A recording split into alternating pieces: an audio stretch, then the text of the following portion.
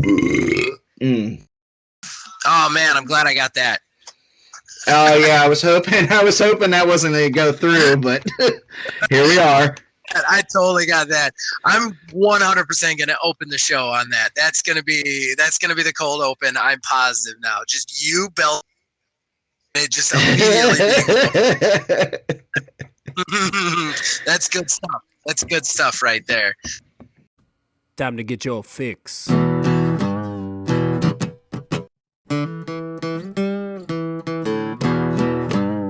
It's a horrible gaming podcast. It's not good, it's not great. Horrible gaming podcast. It's not even what you would call fair. It's really not that good.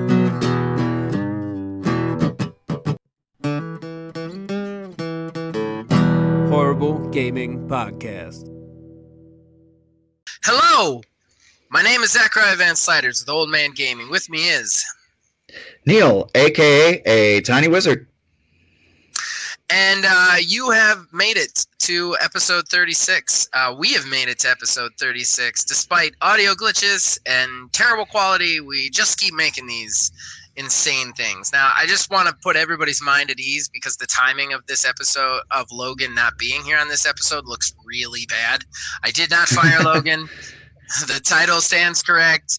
We did not get a divorce. I thought it would be funny to put that in the last episode. I didn't realize that he wasn't going to be on this episode, so it was going to look like really bad. Logan just asked for a week off, and that's fine. He's doing something with somebody. I think his uncle or something. So no problem. Logan just asked for a day off. I'm not firing him or anything. Everything was in good fun. So, with that out of the way, disclaimer, you're probably going to hear my kid in the background. I am a house dad more than ever now, and she's listening to her tablet, but who knows. And then credits. Mark Bell does all of our graphics and our original graphics for all of OMG. We appreciate him for that. And then, of course, the theme song you just listened to was written and performed by my brother, Nicholas Van Sliders. Thank you to him for that. So now we're at the top of the show. We all love the top of the show because we get to do fan interaction. We decide the horrible arena winner from last week. And, of course, we read out your comments, and we ask you guys questions, and we answer the questions ourselves. It's a fun segment. So let's get it settled first. Horrible arena last week. Who won? Who was the big victor? I have the answer, and that is Neil. Neil, you won. Yes. Neil gets the big V. It was a close one. So close we actually had to track down people to break the tiebreaker because we weren't expecting Logan to not be here. Basically, Phil Billy voted for me. He said he really liked the idea of a realistic gunfight shooter. And then he did that in person. You're not going to find a comment anywhere. Almost everybody voted in person, which is funny. Then Neil yelled at his wife while we were on the phone to get her vote. She voted for Neil, and then we had to track down Kev Tutall, who thought he had voted but had not.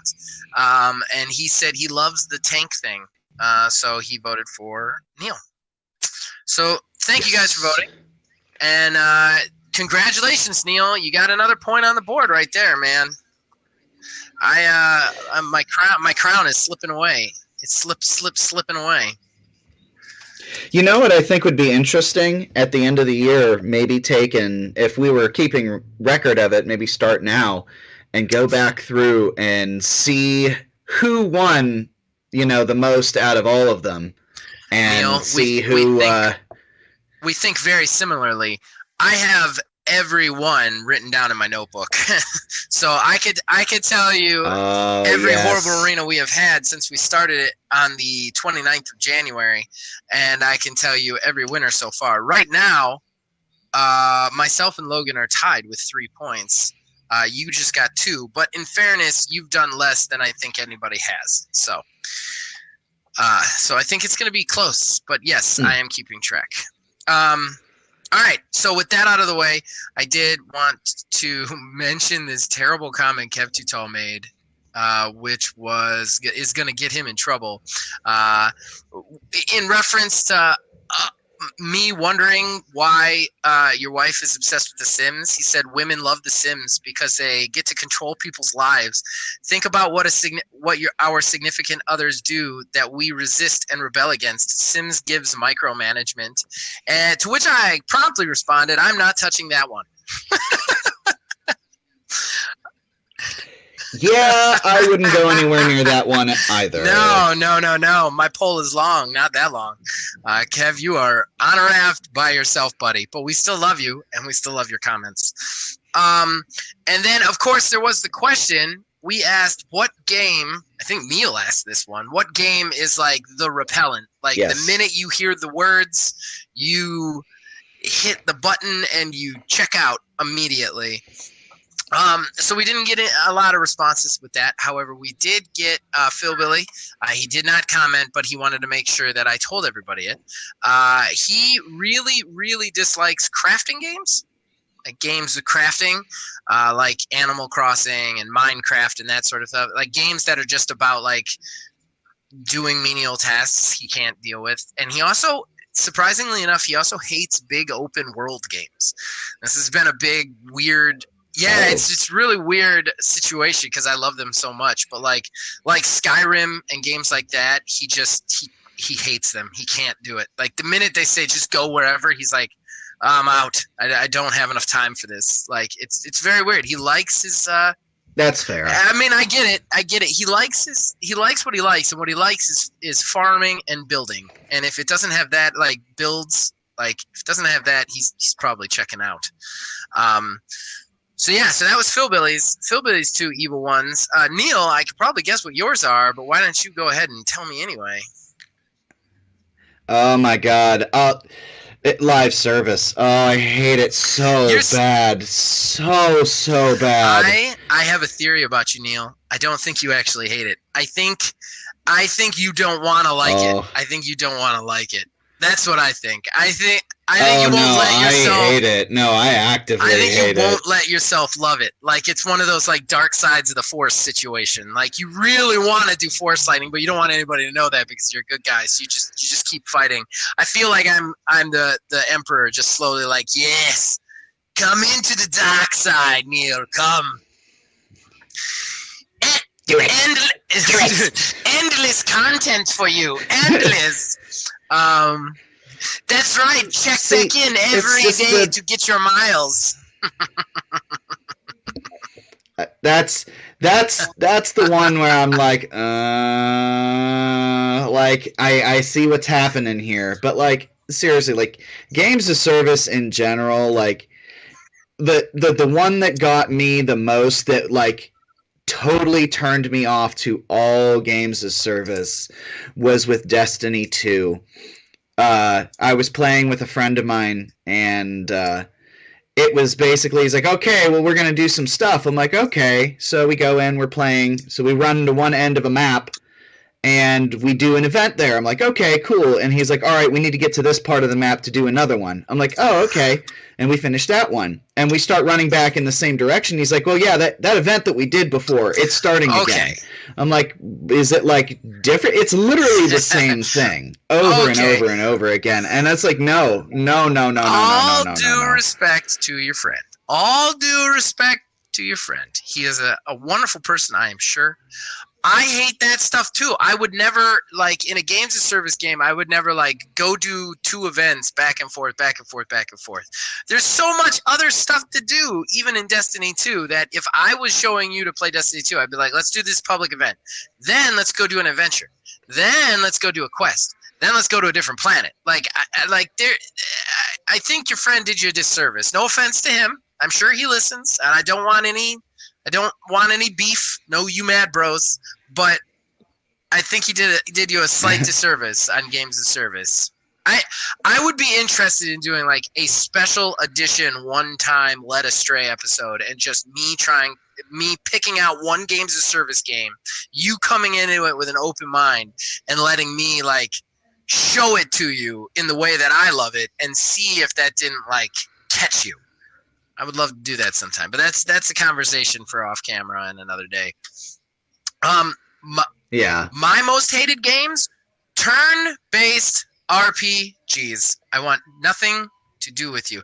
Now, I will say there are a couple that have like gotten me. Like Bard's Tale 4 is one that I reviewed, and I just was playing it for a review, and it actually kind of sucked me in a little bit.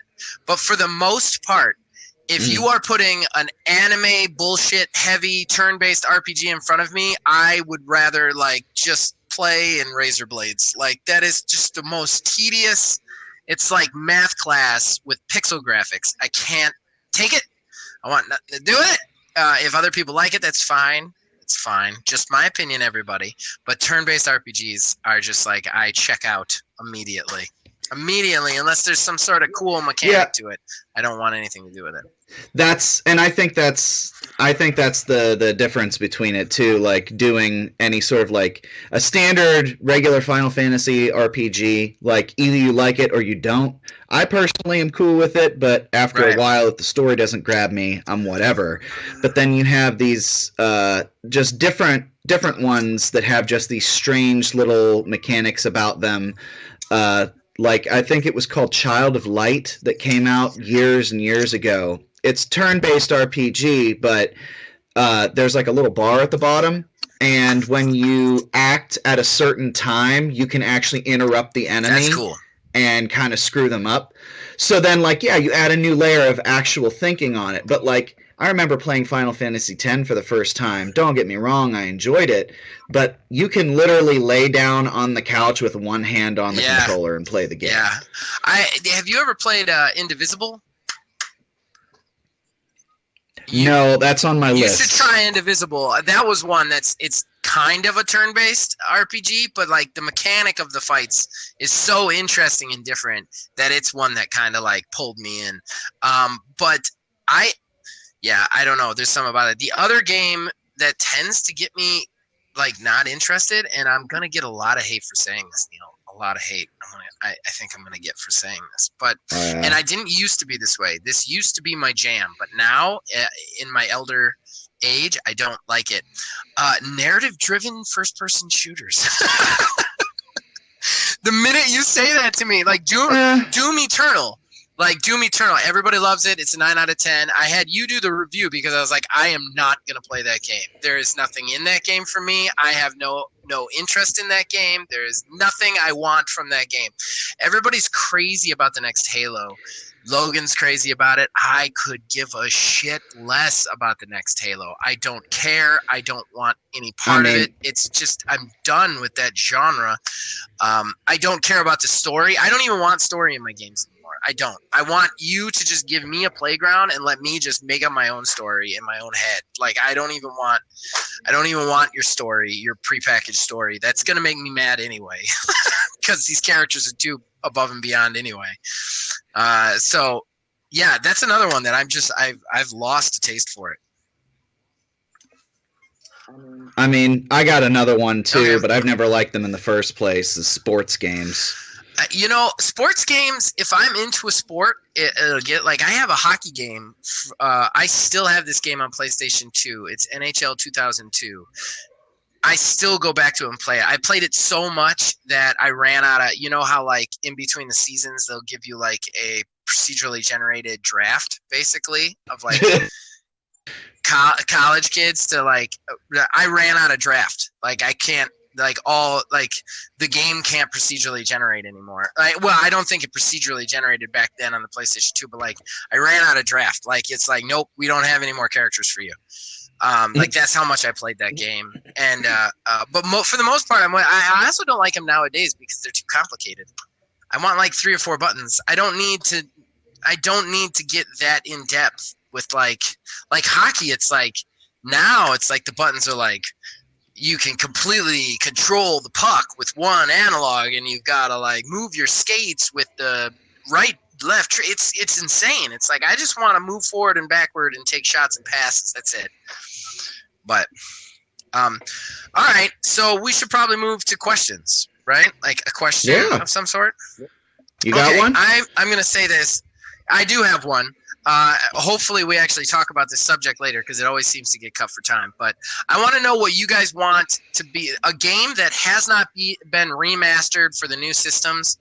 What is it? what game do you want to be remastered for the new systems that hasn't been? Like, what do you want to play on, like, Nintendo Switch? They're doing a ton of remasters.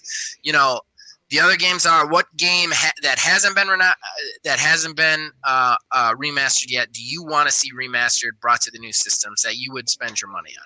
I think that's a pretty good question. Yeah, I'd say so. All right. So our first topic for discussion is kind of an impromptu one, and I'm really excited to talk about this. So Xbox got together an Inside Xbox. Even under these quarantine situations, they managed to put together an Inside Xbox show for us, and they showcased some of their independent games. They also talked a little bit more about Series X, and they all did it from their own homes. And I gotta say, I'm getting sick of seeing Phil Spencer's office. Like, I see that guy's. I've seen that. I memorized that guy's house already. It's ridiculous. That's not creepy. So Inside Xbox, anybody who listens to this podcast knows that I have a creepy love for Phil Spencer. So I'm not even going to try and hide it. Dude's my messiah. Okay, so you know what? I got a lot of things to say, but I'll turn it over to you first. What did you think of the Inside Xbox? Did you get to see it? So I definitely just skipped through it because it was not. It wasn't. I was expecting more that I personally would care about, but there really wasn't as much. There are little bits here and there. The first thing that was pretty striking to me, though, that I just thought was hilarious, you put this Inside Xbox up against Sony's GDC PlayStation 5 reveal thing. You go from Sony having their way overproduced, trying to keep it as realistic as possible, and then you cut to I think it was Phil Spencer opened up in his half-grown beard and like sweatpants and like, hey, we're doing a thing, we're trying to do what we can for it. Like they tried and they did the best that they could, but like I almost feel like they didn't give a shit. Or at least he didn't on camera. I would have at least shaved or something. Okay. But yeah, no, they definitely, they did what they could given the circumstance. And they were upfront about it right out of the gate. But I don't know. I was expecting more like, hey, look forward to whenever we do our E3 substitute for more info on this, or like dropping a little nugget about like, oh, Halo Infinite, we got some stuff to tell you about that when we talk to you next time. It was like literally Grounded. They opened with Grounded. They talked hard specs on the Series X, and it was all about like Games Pass and these other games that they just have coming. Nothing really struck me as very interesting aside from those little bits. Okay. Well, I definitely got some negatives and positives. Do you want me to go negative first or positive first on this? Because you sounded a little bit more negative on the show, so maybe I'll just roll into my negatives right off that back and end with the positives. My negative, speaking exactly to what you're saying about like they didn't really have anything for me. My negative is that there is something that needed to be talked about at this show that should have been talked about, that should be coming out soon, and was woefully silent. And I let them go the first time they did something after they announced this, and they didn't talk about it. But this is the third time now that they have had a show or a thing, and they have not talked about this amazing thing that they announced back at their I.O. Back in November. And that is the Final Fantasy games. Look, I don't like anime BS. I'm on the record as saying that, but they announced that every Final Fantasy game was coming to Xbox Games Pass, including Final Fantasy 14. These games are all done. All they need to do is switch the UI and controller mapping to an Xbox. So why has it gone completely and totally dark and silent since November when it was like the centerpiece of their I.O. almost? Is that every Final Fantasy game is coming to Games Pass this year, but we haven't seen one. And I think that was one of the things that I was expecting to see. And especially given the situation, because what would be better than like okay, we can't, because you know all these games. You know that Grounded was probably going to come out next month if it weren't for the quarantine. Same with a lot of these other ones. So why not? Like, we've already got these games made. They're in the chamber. Xbox community wants it. Why not start putting these out during this quarantine month, or at least talk about them? I feel like this is a huge ball drop, is those games being now silent since I/O. Yeah, I mean, they very well could have hit snags in the development and the porting of those if they were tied to like work computers that they can't get to anymore. But I think, there is something to be said for that. Even like a little, hey, we promised these and they're not coming yet. Right. Well, that's the thing. We're getting news about games that aren't done, that I actually have to create for the system. We're getting news about those still. Games, all they have to do is port them over. So like, why aren't we at least hearing about that or getting something on that? And that, it was a little bit depressing to me. I think that was a big miss on this show. The other miss that I don't like is the way they're talking about the storage on the box is driving me nuts, because it's like, it was weird to me, because honestly, the Xbox portion of the show, I watched it all the way through, no skimming. I watched everything minute to minute. My wife even took my kid on a little trip, so I didn't even have that distraction, because I was so excited about the show just to get something from them. And I want to say, on a positive, I thought it was really good. I thought it was good that they put it together. I didn't mind the casual look, because I feel like they did that on purpose, almost to be like, hey, we're just like you, sort of situation, like garner that empathy.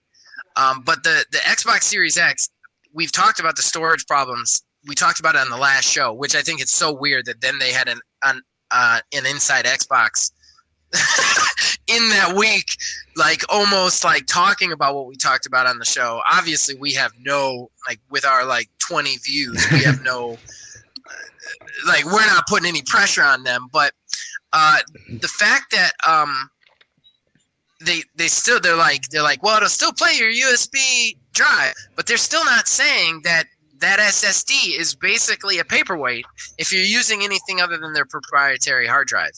And that's what's bothering me, is they're still putting out there that you can play the old games on the old drive, which you can, and you'll probably get nice ray tracing from it, but you're not going to get that speed. Yeah, from what I gathered on that section, that is one of the sections that I paid pretty well close attention to, is it does sound like they're going to have, just like they have with the PS5, is a proprietary hard drive that is going to have special specs that you can't really do much otherwise. They kind of said the same thing as Sony, but in a different language. Sony came out and was like, well, eventually these cards are going to be out there, these hard drives are going to be out there that you can use, but, until then, ? Where Microsoft was very much like, we developed it with Seagate, and these are things that you're going to be able to buy, and you can still use your old, hard drive. But he did very well state pretty clearly that the Series X games, when they start becoming Series X exclusive, are not going to play on that same old hard drive. Right, and everybody knew that. I don't think there's anybody out there who is thinking that they're going to be able to use those hard drives forever. My problem is that the games that you have on your hard drive right now, your external... Okay, go. The games that you have on your external hard drive right now, they will play on the Series X, but they won't have the faster load times. That's what's bothering me, is because it will not pull off that fast enough. And my problem isn't that they're saying my problem isn't what they're saying, it's what they're not saying. And what they're not saying is that you're not going to get the bonus of that SSD from using your old external hard drives. Right. And a lot of people are looking forward to that. I mean, the ray tracing is great. You're going to get the ray tracing no matter what. But yeah, it bothers me the way they're doing this. So what else? What did you like? What did you like about the conference? I'm happy to go positive. First of all, Grounded gets a release date, and I am so excited about that game. And I think they did something they really needed to with this presentation, which was put out there, that it's for single players as well. Yeah. That there's going to be a single player storyline, that it's going to be engaging. And I think that's one messaging they had failed so far, is they had made it like this is a series, this is a games of service game, you know, and they had not they hadn't even said there was going to be a story, you know. Right. So the fact that they put a story in there that actually looks kind of engaging, I'm kind of really excited about that. I like the idea that it's kind of bridging the gap a little bit, like it's got the story elements. And I also really like the way he said what he said about the preview, which is we're going to listen to feedback and almost end the game kind of based on the best ideas we get, you know? Yeah. I thought that was really intriguing and interesting. What did you think?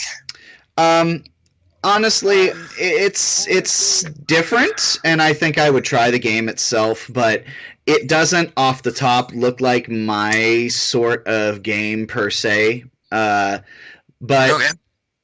I do like how just how it looked, you know, the actual design of it, base building, stuff like that. So you can have your own little you know, inside your own little base inside of like a Coke can or something in the corner of the yard if you want. But Yeah. the gameplay loop, it remains to be seen. I think that's going to be something that the early access that I might want to try to poke around and take a look at. But right off the top, I could go either way on it. I'm all in on this game. I understand your positioning on it because it really could be one way or the other.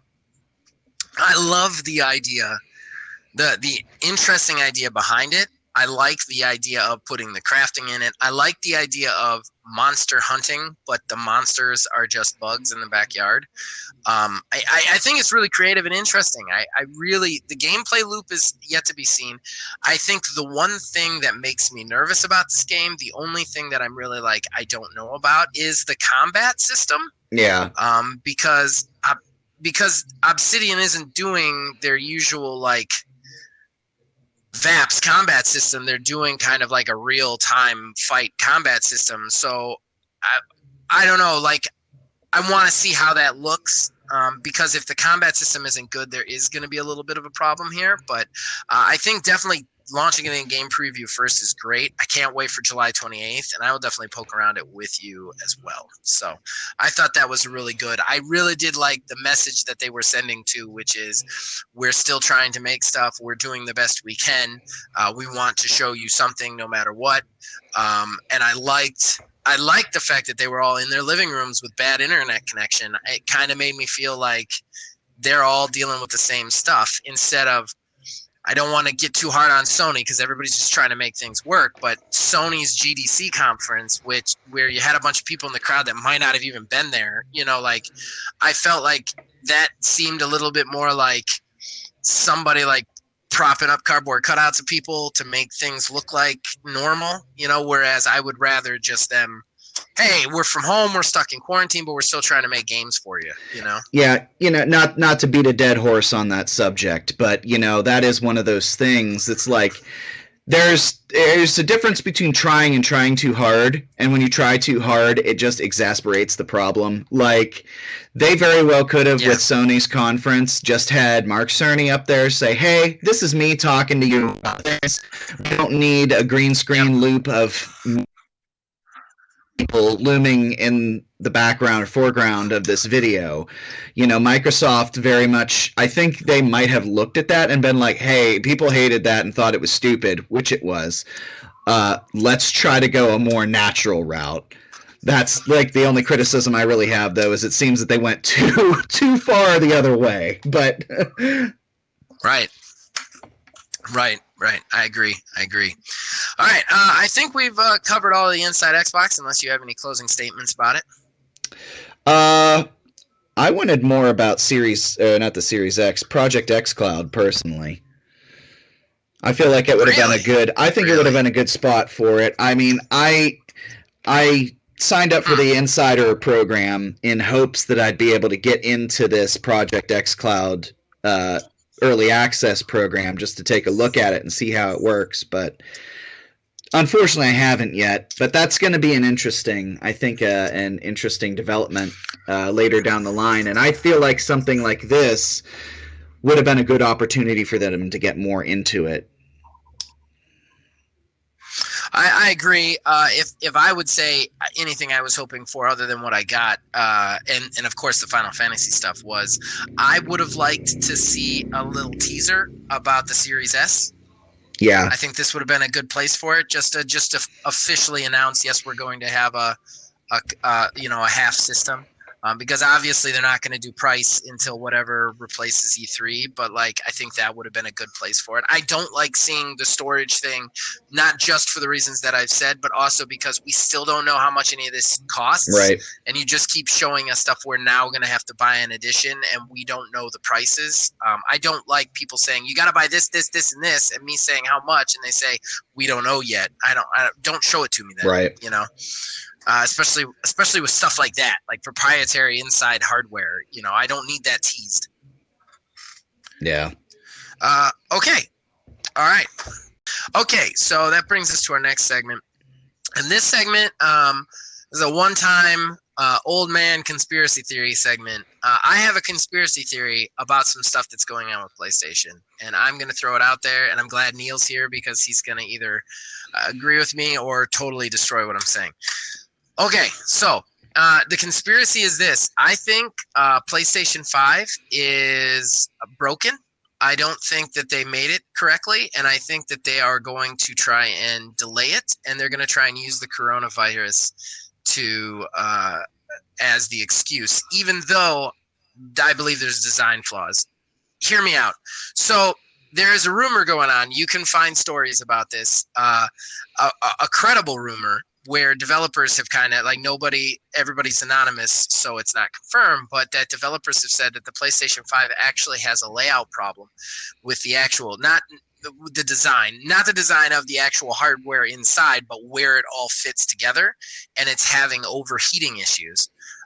So that they've been having some problems with optimization because of that. They've been having problems with actually like formatting the games because of that.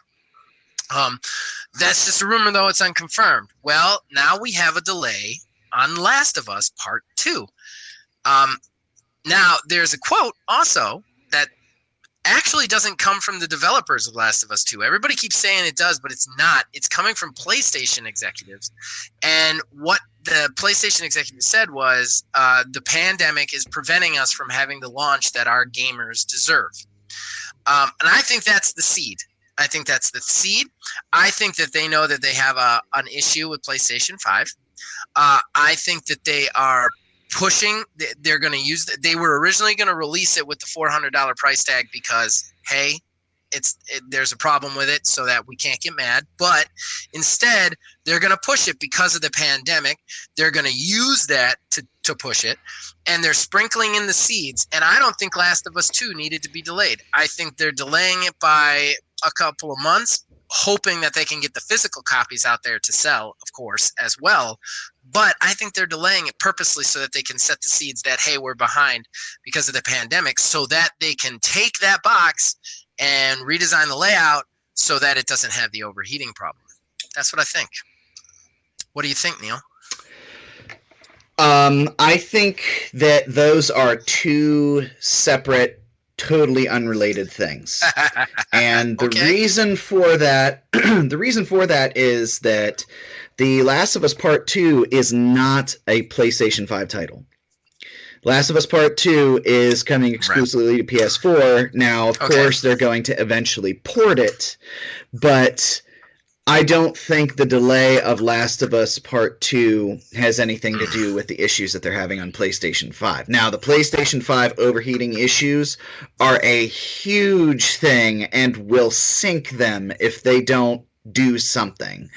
I think that we may be looking at if they have to redesign the insides, like the layout of the inside components of the PlayStation, we're going to have a delay, a very serious delay, because you can't just, it's not like Legos. You just take something out and put it somewhere else. You have to rewire the circuitry. There's, they have custom architecture with their circuits, their processors.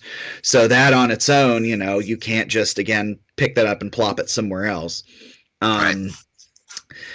I think what's happening is the Last of Us is in a kind of weird situation in regards to this. Not only are they not able to sell their physical copies and everything, we don't know the licensing agreements with the selling. We don't know if they can get away with selling just a digital copy.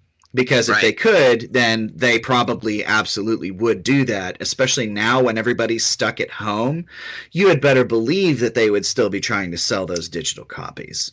Right. There's also the fact that, it's kind of weird timing because, the game is based around a virus that breaks out. I think that would be a horrible, horrible look if they had released it during all of this stuff going on. And I think that was a good idea for them to push it back. Just for, if anything, they can be like, okay, well, we'll polish a little bit more on the final product. But if they were to release it here in May, in the middle of all of this, I think that would have definitely, eyebrows would be raised to some degree. But Okay. No, go ahead. I was just going to keep going. No, I want you to finish because I'm going to rebut you. I'm going to rebut you hard, but you go ahead and finish. All right. So with the PlayStation 5 thing, that on its own, that definitely is going to be a delay. And now I don't think we're going to see the launch of these two consoles being close to each other. They can either suck it up and say, hey, we'll just put it out as it is, which would be terrible, absolutely terrible, and I don't think they would ever do that in any realm. Or they can go ahead and put their delay through and put it out whenever they finished retooling whatever it is that they're going to retool on the inside layout of the actual circuitry. But that could be a delay of 2, 3 months, 4 months, something along those lines, depending on where they're at in the manufacturing process. It is only April, and we're looking at a holiday release originally, I'm assuming. So that might not be that much of a delay, but still, it's a thing for sure. And then they put out that interesting, let's just sidebar their controller that they revealed yesterday. I was talking to my wife about this, and I like the look of it. I do have issues with it, but the first thing that came to my mind was, in an 80s movie, if they were to design what a video game controller would look like in the future, the PlayStation 5 controller is that. That's a good point. I saw that controller, and I'm going to tell you right now, as long as the analog sticks are across from each other, I don't want anything to do with it. I'm sorry, PlayStation. It doesn't matter how nice and looping it looks and how smooth the edges are. If the analog sticks are right next to each other in the middle of the thing, I don't want your controller. I literally have a PS4 controller that has the sticks set up like an Xbox controller because of that. Well, and I cannot play shooters. If I had a PlayStation, that would be the first thing I bought was a different controller, so I didn't have to deal with that. There's no way. There's no world in which I buy a controller with the analog sticks. They're not even far apart. They're not even on opposite ends of the controller. They're like an inch apart in the center of the controller. I want nothing to do with that dual stick bull monarchy. And as far as your comments, there is no world, and I can't prove this, but there is no world in which Last of Us did not get a call from Sony that it doesn't matter that they're PlayStation 5. They're like, hey, you can't get the physical copies out anyway, delay it. We need it delayed so that we can set up the fact that the pandemic is hurting us as a company. And it has nothing to do with the PlayStation 5 or whether they would release on the PlayStation 5 or not. It has to do with the fact that this makes them look like the pandemic is hurting them, and that's what they want. They want to set up a narrative. They want to set up a narrative so that when they say, "Hey, we can't release this. Oh man, viruses suck." Like, you buy it, and you don't argue with it, and you don't get mad. See, I'm still hung up on the fact that if this game has been in development for a while. It's already seen multiple delays as it is, just to get it finished and up to snuff to where it needs to be. I think that if they really wanted to, they could put it out on the digital storefront and people would buy it up. I don't know as if they would make as much money, but I still think that the delay is not that of a company as a whole, like using it as a way to subvert their PlayStation 5 issues. I think it's just them kind of reading the room. You know, if you know, like if let's say the game Pandemic, I mean the Pandemic for or Plague Inc. that is, whatever, on the phones. You know, that the second that this all started being a big thing, they were like, this is kind of not a good look. So they are implementing a game mode where you actually cure the virus as opposed to like be the one that's creating the virus. And I think that again is also a reading the room sort of thing. I mean, I think go ahead.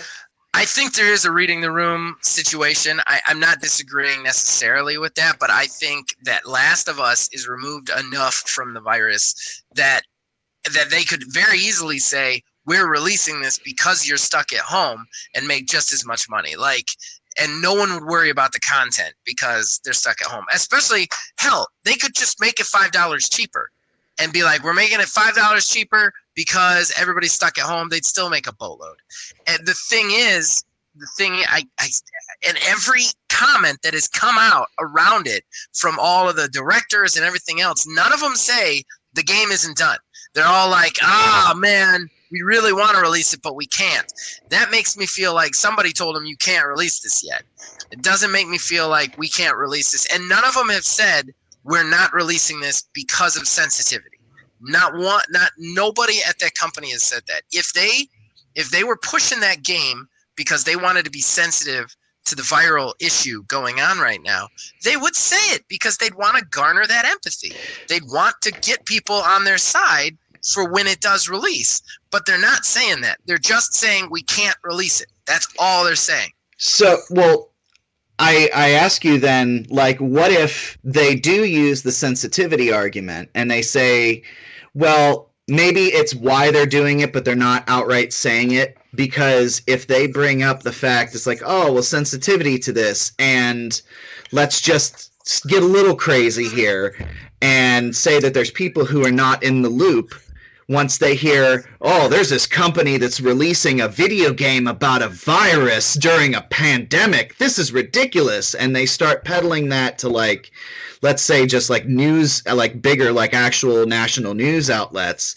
Then it turns into a huge thing and it's PR nightmare. You know, like. Okay, well, then all they should. Then they should put it off, but they should say they're putting it off because of the virus. My thing is they're not saying they're putting it off because of the virus. They're not saying that. And if they were going to put it off because of the virus, that would be the number one thing that they would say. They would say, we're not putting this out because there's sensitive material in this to our current situation. It wouldn't be socially responsible to put this game out right now. That's what they should say, if that's why they're putting it off. But nobody's saying that. Not one person has said that. They're all just saying the game's basically done, we just can't release it. That's what they're saying, and that is what leads me to believe that this is something that was set up by Sony. I mean, I'm sure there is, because Naughty Dog is a first-party studio. I mean, I'm sure Sony absolutely is like, hey, no. I'm sure there was you know, they brought their firm hand down and said, we're not going to put this out because reasons. It's not like, you know, Naughty Dog can be like, nah, screw you, Dad, and just like start throwing discs from the rooftops, you know. Right. Well, I mean, it's definitely delay. Obviously, we differ on the reasoning behind the delay, and that's totally okay. Everybody out there is eating this up because we're finally arguing. I was literally just thinking that. Kev is in the corner somewhere. Yes. It's like, yes, excellent. Feel the power of the dark side. All right. Okay, but we got to move on. Because we're killing ourselves on time again. But interesting stuff all the way around. All right, so final topic we're talking about today. We don't have a ton of time to spend on it. We're probably risking going late again. But when me and Neil get ranting, that's the kind of stuff that happens. Nintendo, it is rumored that they are releasing just a ton of Mario remasters. Like, that's basically their 2020, is they're just releasing every Mario game, every 3D Mario game that's ever been made, basically, and they're giving us one new Paper Mario. So here's my question to you, Neil, since we got to keep this focused. We don't know if this is confirmed. Nintendo has not actually confirmed this or not, but, I mean, Nintendo's year looks pretty bleak. As far as they've got the same Switch out. They don't have any updates for that. Their last original first-party release happened already, and there's nothing in the pipes unless you believe that Breath of the Wild 2 is coming this year. Mm-hmm. So my question is this enough for all these Mario games to get remasters on the Switch? And we're talking Super Mario Galaxy 1 and 2, Mario Sunshine, Mario 64. What do you think? Is this enough for Nintendo for this year? Like, is this enough to compare? I think that it is, but it's one of those things that you only get to do once, and I feel like that was something that they had in their pocket, like as almost like a get out of jail free card. Let's be real, if they had their lineup as it is, like, even if they only announced a new Paper Mario game, everybody would be very confused, like, what is Nintendo doing? But they kind of did get themselves screwed over a little bit by having to restart Metroid Prime 4. We have no idea when that's ever going to come out.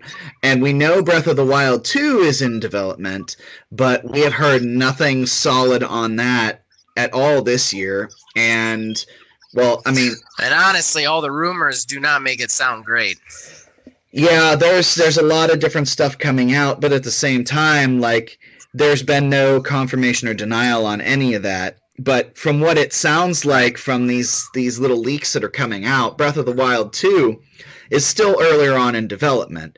I was hoping for a holiday 2020 release, but it's looking like it might be spring 2021.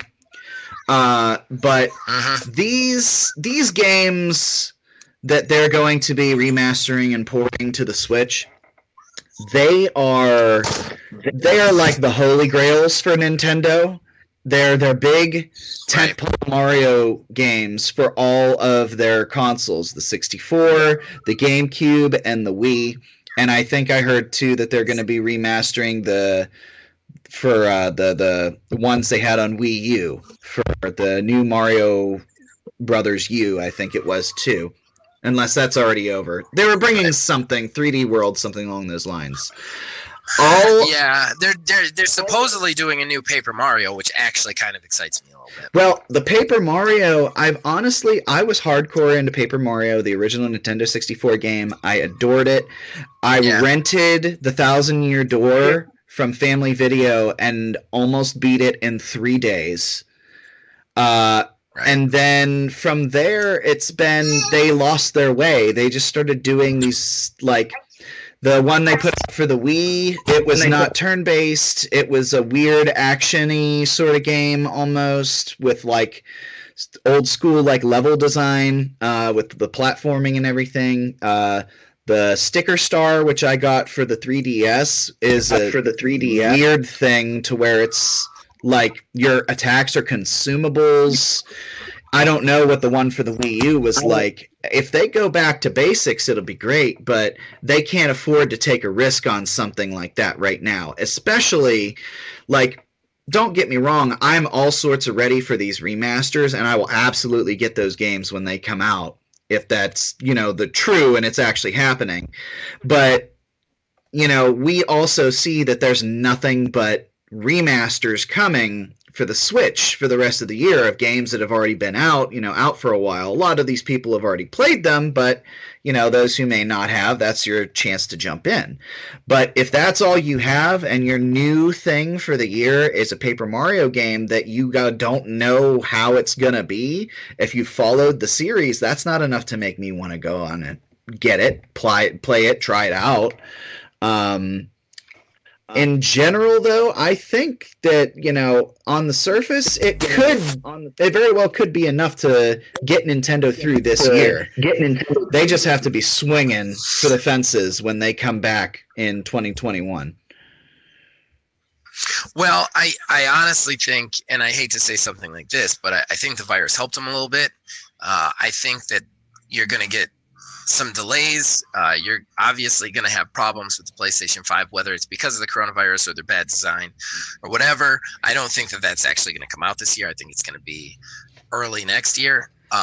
So because of that, I think if there was no virus this year and everybody was fine, I don't think Mario's would have been fine last year. I don't think that they would be enough to contend with a new Halo, a new Xbox, a new PlayStation 5, Last of Us. Like, I think that would just eat up the market, honestly, because there's just too much big stuff from the other two companies. But I think, honestly, this year they might be all right, because I think a lot of this stuff is going to either get pushed or get stopped, or, you know what I mean? Right. But to kind of wrap it up in a bow, because we can't talk about it too much. We're already running low on time. We've been trying to talk about this every week.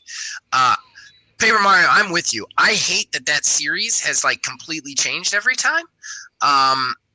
If I loved the first Paper Mario because it was almost like a follow-up to Mario RPG. Yeah. Even though it wasn't and it was different, it still felt like a role-playing game. And that's what I think Mario is missing right now, unless you count Mario plus Rabbids, which I don't. Is like a really good like Mario RPG type game. And if the new Mario Paper Mario was that, I'd push all my chips in and I would definitely get it.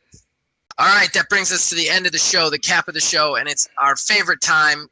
It's kind of you guys' favorite time from what we've noticed, and that's the Horrible Arena. The co-hosts who are presently on the show, Logan did not write in.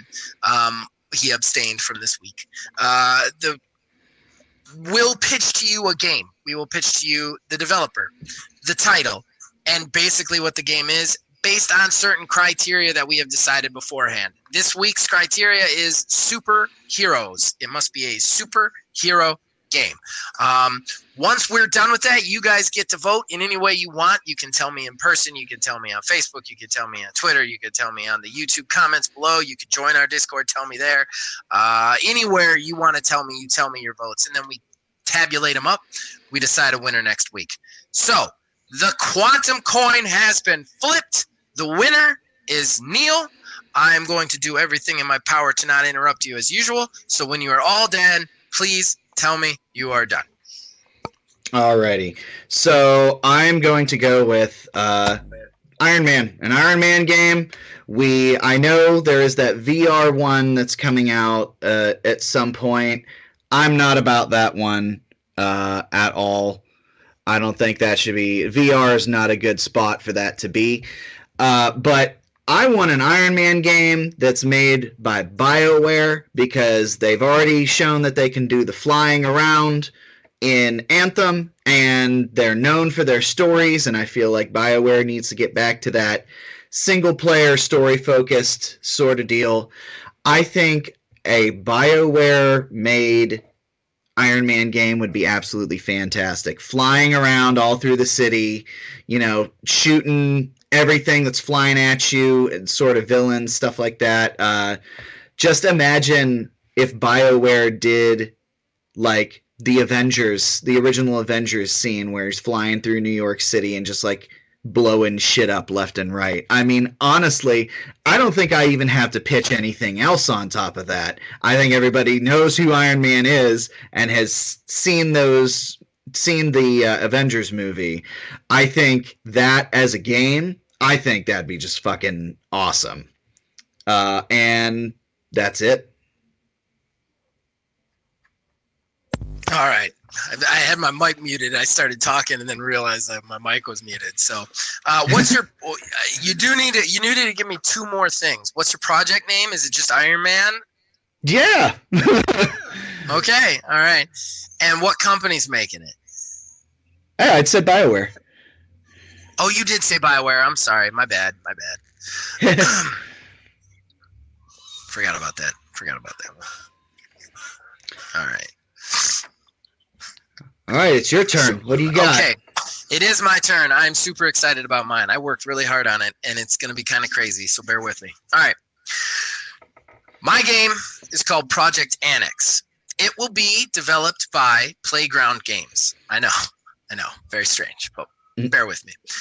So here's what the game is, all right? It is a games as service light, all right? What do I mean by games as service light? So what you do when you go in, there are no pre-established superheroes. This does not come from Marvel. This does not come from DC. Instead, what we're going to do is we're going to tailor make a superhero game to you.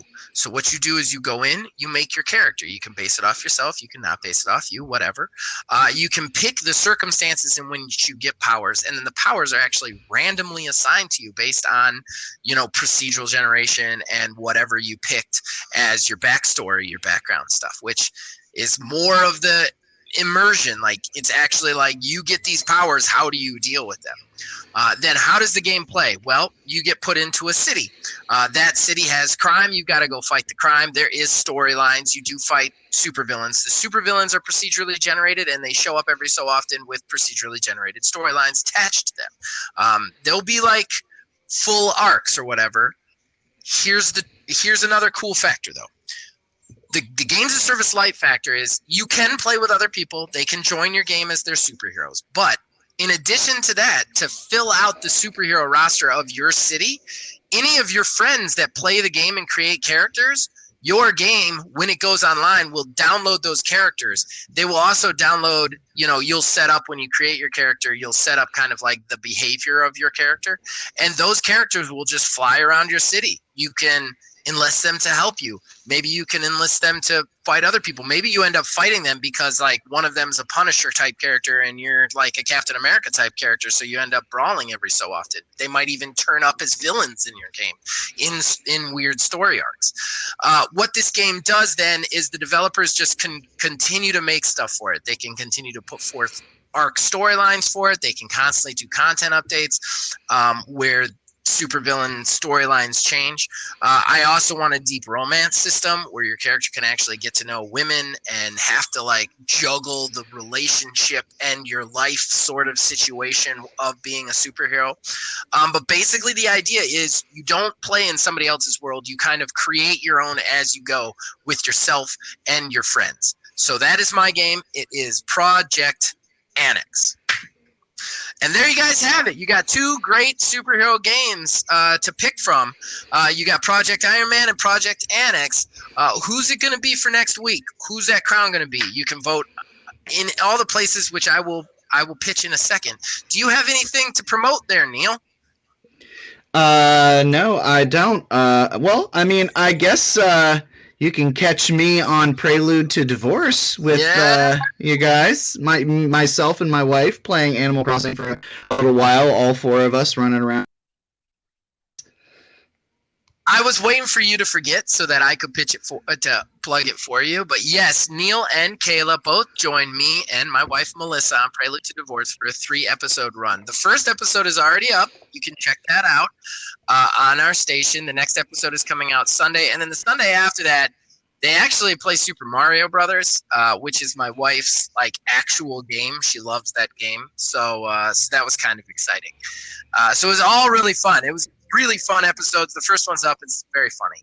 Other than that, the normal shameless promotion, you can check us out on Facebook at Old Man Gaming DH. You can check us out on Twitter at Old Man Gaming 9. You can join our Discord. The link is in the description below. Please, we are always thirsty for your comment. And then, of course, you can comment on this very video. Tell us what you like. Tell us what you didn't like. Tell us if we're doing a good job, if we're doing a bad job.